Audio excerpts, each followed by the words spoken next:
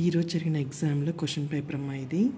Part ఏలో first question చూడండి. Write any 3 advantages of SI unit. SI units 3 advantages రాయాలి. Second question parallelogram law of forces. Statement రాసేసి equation వేసి ఇక్కడ write an example for it అన్నాడు. Parallelogram law of ఫోర్సెస్కి example ఉంది మనకి. మూవింగ్ బర్డ్ ఒకటి, స్లింగ్ ఒకటి. సో ఏదైనా ఒక ఎగ్జాంపుల్ రాయాలమ్మా. థర్డ్ క్వశ్చన్ చూడండి. A body of mass 2 kgs is moving with a kinetic energy of 16 joules and find its momentum.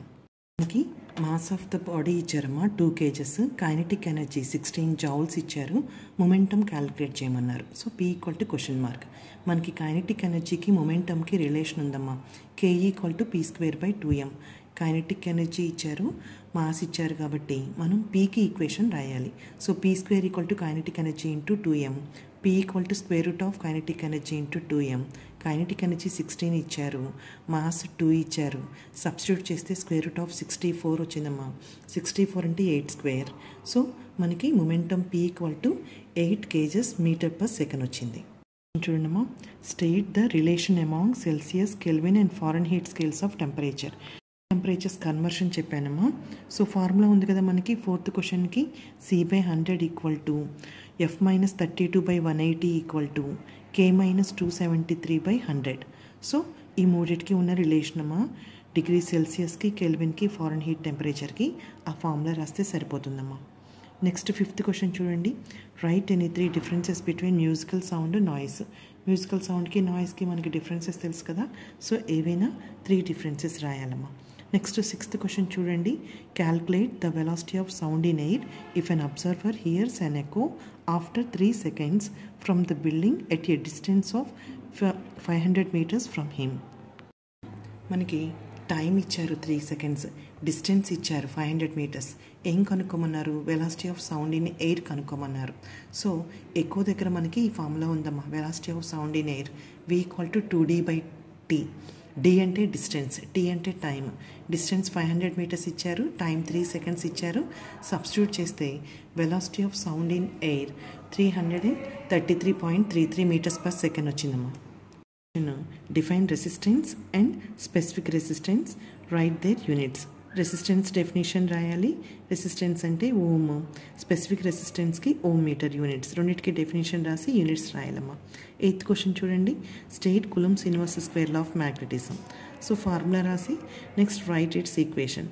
F = μ0/4π × m1m2/d². సో ఫార్ములాలో μ0 అంటే మనకి 4π × 10⁻⁻⁷ Henry/meter. ఈక్వేషన్ రాస్తే సరిపోతుందమ్మా. నైన్త్ క్వశ్చన్ చూడండి. Write any 3 applications of optical fibres. Optical fibres వల్ల applications రాయాలి 3. Next 10th question. Define superconductors and superconductivity. Superconductors అంటే ఏంటి? కొన్ని మెటల్స్ ఎలాయిస్లో టెంపరేచర్ డిక్రీజ్ చేస్తూ వెళ్తే మనకి రెసిస్టివిటీ 0 అయిపోతుందమ్మా. ఆ ఫినామినాని సూపర్ కండక్టివిటీ అంటారు. ఆ మెటీరియల్స్ని సూపర్ కండక్టర్స్ అంటారు. రెండింటికి డెఫినేషన్ రాస్తే సరిపోతుందమ్మా. చూడండి. First question 11th A. Define concurrent and coplanar forces. Concurrent forces అంటే ఒకే ఆరిజిన్ నుండి పాస్ అయ్యే ఫోర్సెస్ అమ్మ.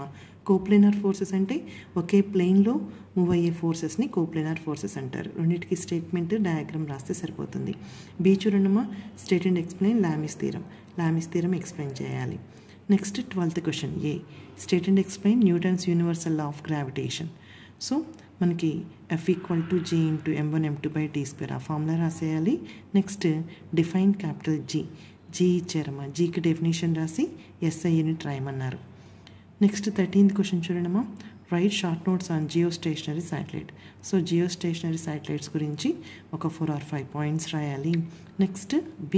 Right any 5 applications of artificial satellites. So artificial satellites వల్ల ఉపయోగాలు రాయాలమ్మా. Any 5 points. 14th క్వశ్చన్ చూడమ్మా. Define energy. Write its SI units. Energy definition SI unit అంటే జౌల్స్ అమ్మా. Next explain different types of energy. మనకి different types of energies ఉన్నాయి కదా. Solar energy, magnetic energy, wind energy, light energy. So ఈ energies గురించి ఏవైనా ఒక 4 energies గురించి 2 lines ఎక్స్ప్లెయిన్ చేస్తే సరిపోతుంది. 4 or 5 ఎనర్జీస్ గురించి. నెక్స్ట్ 15th క్వశ్చన్ చూడండమ్మా. State gas laws and derive ideal gas equation for 1 gram mole of gas. So ఇక్కడ gas laws, state gas laws, మనకి 3 గ్యాస్ లాస్ ఉన్నాయమ్మా. బాయిల్స్లా, చార్లెస్లా, గేలు సాక్స్లా 3 laws statements, 3 equations రాయాలి. Next derive ideal gas equation. PV equal to NRT. N అంటే ఏంటి? N number of moles. ఇక్కడ N equal to 1 gram mole అన్నారు. So PV equal to NRT derive చేసినాక N equal to 1 gram mole తీసుకుంటే PV equal to RT వస్తుందమ్మా. Next 16th question. What are ultrasonics?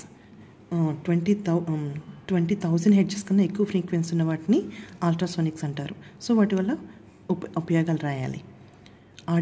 Audible frequency కన్నా ఎక్కువ range ఉన్న frequency ఉన్న waves అనమాట. Next some చూడండి. The total sound absorption in a hall is 165 and the volume of the hall is 1000 m3. Find the reverberation time of the hall. So ఇక్కడ మనకి total absorption ఇచ్చారమ్మా, అంటే capital ఏ. So మనకి 165 volume of the hall ఇచ్చారు 1000 m3. Next reverberation time ఎంత అన్నారు. Formula సెబైన్స్ formula ఉంది కదా, 0.165 × V/σAS. So V volume of the hall 1000 ఇచ్చారు, సమ్మేషన్ AS బదులు టోటల్ అబ్జార్ప్షన్ 165 ఇచ్చారు. సబ్స్టిట్యూట్ చేసి సింప్లిఫై చేస్తే మనకి టైం ఈక్వల్ టు 1 second వస్తుందమ్మా. State Ohm's law, write the formula. Ohm's law statement రాయాలి, V equal to IR equation రాయాలి. Next 17th B derive the expression for balancing condition. Wheatstone bridge balancing condition explain చేసి P/Q equal to R/S derive చేయాలమ్మా. 18th question చూడండి. Explain the working of photo electric cell. So photo electric cell diagram draw చేసి working explain చేయాలి. Write any 5 applications of photo electric effect. 5 applications రాయాలమ్మా. So ఇదమ్మా ఈరోజు ఇచ్చిన question paper. బాగా జాగ్రత్తగా ప్రిపేర్ అవ్వండి. All the best.